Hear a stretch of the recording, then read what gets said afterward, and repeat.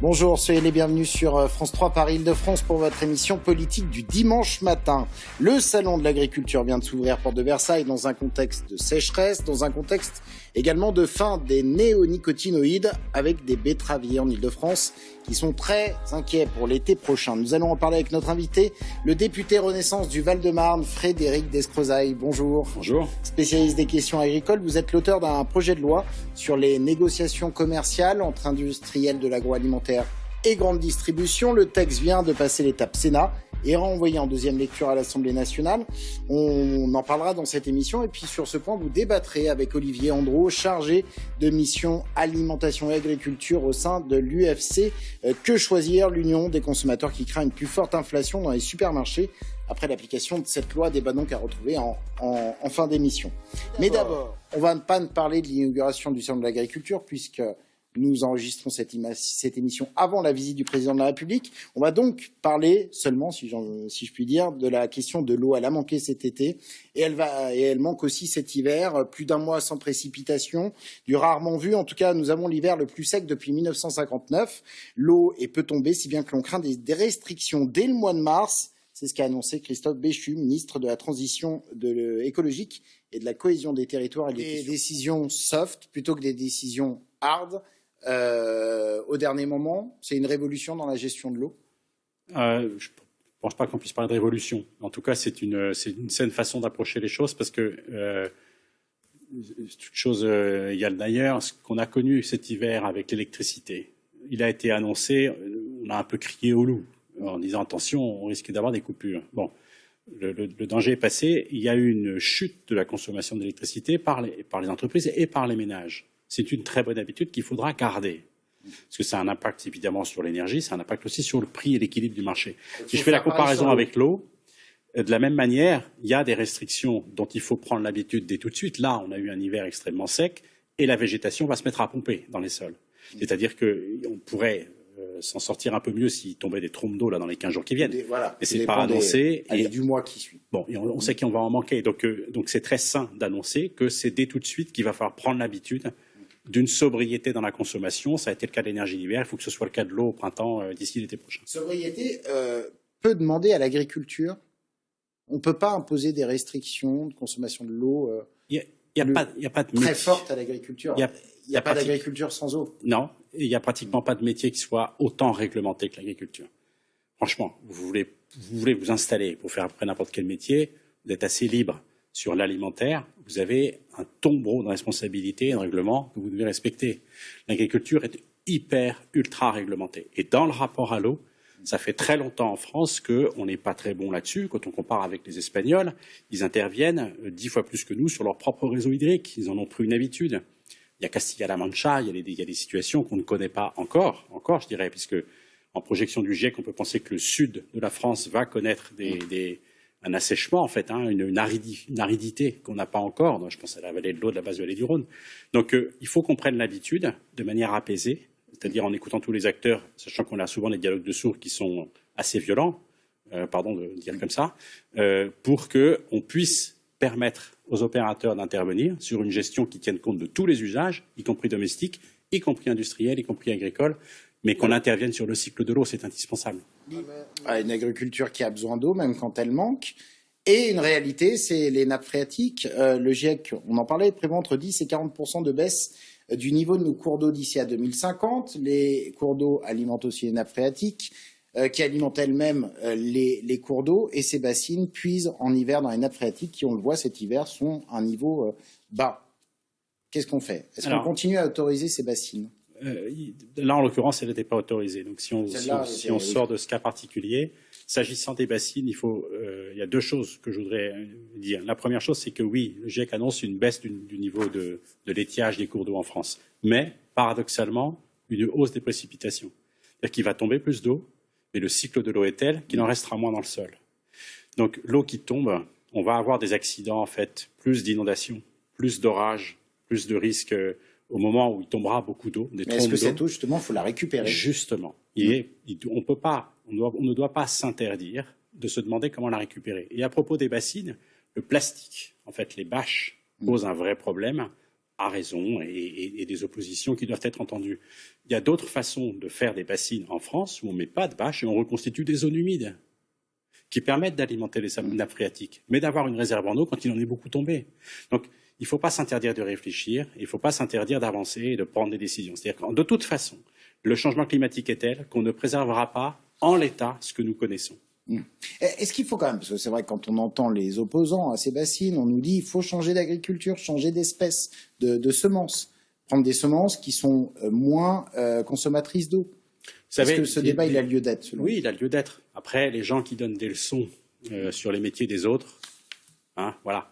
Moi aussi, j'ai plein d'idées sur votre métier. Hein.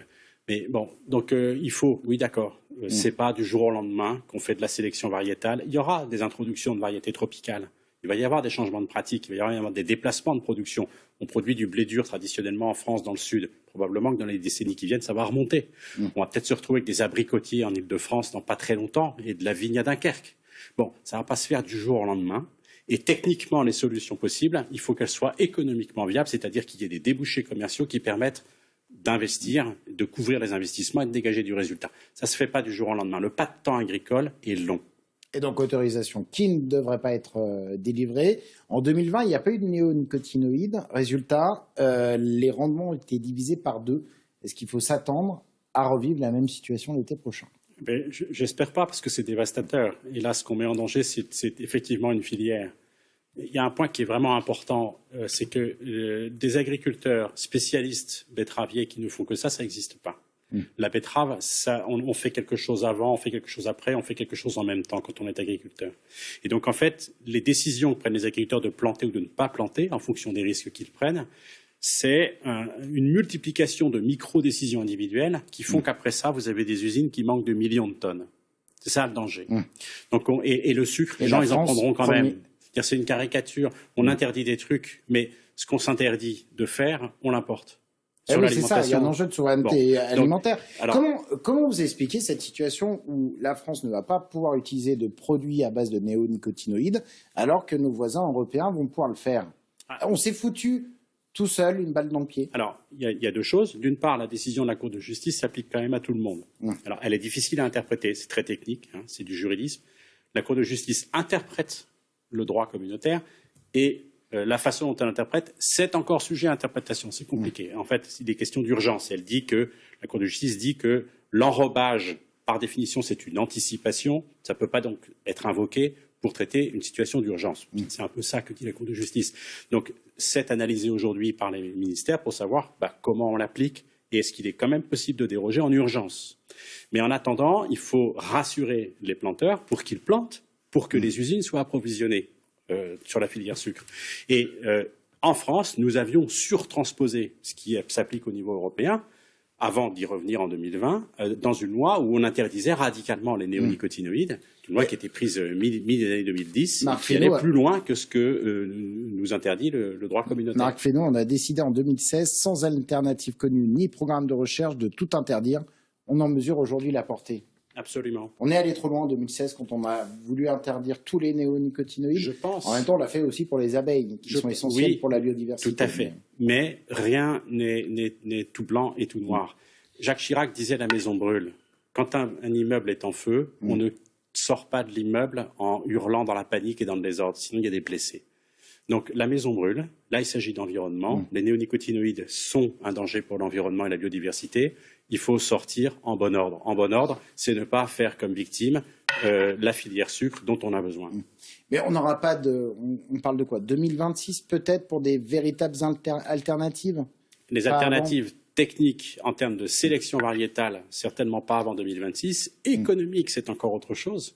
Parce que les alternatives techniques, il peut toujours y en avoir. On entendait un interlocuteur qui disait il faudrait améliorer la recherche, etc. Oui, etc. Effectivement, c'est long et surtout, ça doit être économiquement viable.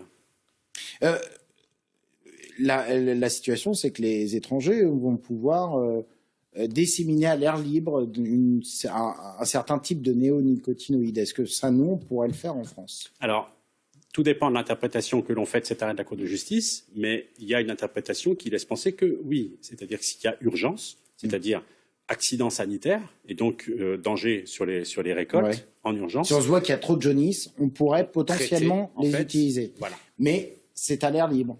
Mais c'est à l'air libre. Ils sont peut-être plus dangereux pour les abeilles que les produits qu'on voit dans le reportage. Les néoniques, comme on les appelle dans le... qui sont juste des semences enrobées. Peut-être, est-ce que ça relance pas quand même le débat sur les OGM? La Commission européenne a annoncé le lancement d'une évolution de la réglementation applicable à certaines de ces techniques, et celle-ci devrait voir le jour à partir de 2023. Que faut-il en attendre? Alors, des autorisations supplémentaires? Là aussi, en attendre pas de situation excessive qui ne souffre aucune exception. On parle de vivants, on parle de choses qui sont complexes, qu'on ne maîtrise jamais totalement. Et donc, il faut avancer dans une direction qui doit être rappelée et affirmée, mais en ménageant la possibilité de tenir compte de ce qui est compliqué, de ce qui est imprévu. S'agissant des OGM, il doit être laissé le champ ouvert à des innovations, à l'intelligence simplement, à l'innovation technologique, lorsqu'il n'y a pas de transfert de gènes interespèces. Et donc, il doit pouvoir y avoir des interventions génomiques lorsque ça permet simplement d'accélérer ce qu'on fait quand on fait de la sélection variétale, de la sélection massale. Alors, vous êtes l'auteur également d'une proposition de loi sur les négociations commerciales entre industriels de l'agroalimentaire et grande distribution. Projet de loi qui a fait pas mal parler ces dernières semaines. Le texte a été voté à l'Assemblée nationale, amendé à la marge et voté par le Sénat. Et puis, ça va retourner donc en commission mixte paritaire. On va d'abord s'arrêter sur l'article 3 de cette proposition de loi. L'article qui a provoqué la colère de la grande distribution. Expliquez-nous en quoi il va régir les négociations entre les industriels d'une part et la grande distribution d'autre part. Alors aujourd'hui, la situation actuelle du droit, donc avant cette proposition de loi et cet article 3, c'est le fait que le contrat, si vous êtes fournisseur, je suis distributeur, donc je suis acheteur, notre contrat ne s'interrompt pas. Il est réputé rester en vigueur. Donc, si la date de la négociation annuelle passe, le 1er mars passe, on n'est pas tombé d'accord.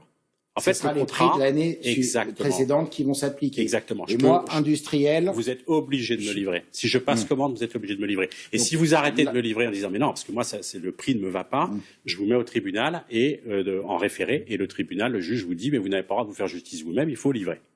Donc, ce que l'article 3... Il n'inverse pas. Il dit juste que s'il y a échec de la négociation, il y a rupture de contrat. Donc, je peux passer commande, mais vous n'êtes pas obligé de me livrer. Donc, ça va juste un peu plus nous obliger à nous mettre d'accord avant la date butoir, qui est celle du 1er mars. Alors, le Sénat a rajouté parce qu'il y a un mois. Un mois de transition. Un mois de transition avant qu'on arrête complètement le contrat. Le Sénat a ajouté l'idée de mettre en place un médiateur, de pouvoir saisir le juge. Ça, qu'est-ce qui va se passer? Est-ce que ça va être maintenu en l'état? Vu de ma fenêtre, la version du Sénat va un peu loin dans la complexification du recours au médiateur et au juge. Donc, je pense qu'en commission mixte, on devrait pouvoir atterrir sur quelque chose d'équilibré, mais qui respectera le principe que l'échec de la négociation et de la médiation interrompt le contrat. Il n'y a pas de risque de déréférencement des produits? Alors, si les négociations n'arrivent pas au bout. Il y a des industriels qui le craignent. Des industriels que j'en ai rencontrés qui disent « mais nous, on a besoin du préavis pour être protégés ». Il y a une première chose que je leur dis, c'est rien ne vous empêche de vous mettre d'accord avant le 1er mars. Si vraiment vous craignez d'être déréférencé, vous pouvez dire « ok, je cède pour garder la relation commerciale ». Donc, le cas de déréférencement, je considère que ça restera exceptionnel. Et ce que j'avais mis dans la loi que le Sénat a retiré, mais j'ai quand même l'intention qu'on en discute en commission mixte, c'est l'obligation de bonne foi. C'est-à-dire que si la négociation est conduite de manière à capoter pour que je puisse vous déréférencer, eh ben vous pouvez invoquer le fait que j'ai été de mauvaise foi dans la négociation et que en fait, je l'ai conduite de manière à vous virer de mes fournisseurs. Très rapidement, est-ce qu'il n'y a pas un risque d'inflation? Alors, si on laisse les industriels fixer leur prix... Ils ne fixent pas leur prix. Ils négocient. À aucun moment, la loi ne permet aux fournisseurs d'imposer leur prix. Ça, le Michel Leclerc l'a raconté, tout le monde l'a répété comme si c'était un ministre qui avait parlé, ce qui est très très choquant, parce qu'il parle au nom de son métier et même pas au nom de l'intérêt général et de la nation quand même. Il nous fait quand même prendre des vessies pour des lanternes. Donc c'est faux ce qu'il a dit. À aucun moment, les fournisseurs peuvent imposer leur prix. Ce que j'assume, c'est que c'est une loi qui permet aux fournisseurs de mieux passer leur hausse de tarifs. Oui, ça c'est certain. Pourquoi ? C'est pas le moment parce qu'on est en pleine lutte contre la hausse des prix, mais il faut protéger les capacités des entreprises ne serait-ce qu'à payer leurs salariés, à mieux les rémunérer pour pouvoir mieux recruter et investir dans la décarbonation. Alors, nous sommes en direct avec Olivier Andreau, chargé de mission alimentation et agriculture au sein de l'UFC Que Choisir. Olivier Andreau, Frédéric Descrozaille, est-ce que c'est vrai qu'on nous présentait ces dispositifs pour aider les agriculteurs? Finalement, est-ce que ça n'a pas été plutôt un cadeau à la grande distribution? Alors, ça a été un cadeau à la grande distribution, c'est certain. C'est 10 points de marge. On leur dit, écoutez, au minimum, vous faites 10% de marge. Donc, bien sûr, c'est un cadeau. Et c'est absolument vrai quand Olivier Andreau dit qu'on n'a pas la preuve de la façon dont ça a été utilisé. En gros, qu'est-ce que vous en avez fait? Ces 10% de marge, la grande distribution est incapable de répondre. Donc, et on n'a pas la preuve que ce fameux ruissellement, et donc que ça profite aux revenus agricoles, on n'a pas la preuve que ça a été le cas. Donc, je comprends qu'Olivier Andreau et les consommateurs nous disent il va falloir arrêtez, faire un point chaque puisque année la seule chose qui est sûre, c'est qu'on l'a payé à la consommation et on n'est pas du tout sûr que ça a profité aux producteurs. Donc je comprends très bien cette position et je tiens à dire que les associations de consommateurs ont pesé sur les débats de ce point de vue-là et c'est très sain. On va devoir faire un point chaque année sur ce dispositif pour être sûr. Exactement. Et on va terminer là-dessus, notamment parce que les associations de consommateurs ont insisté pour dire enlevez-le.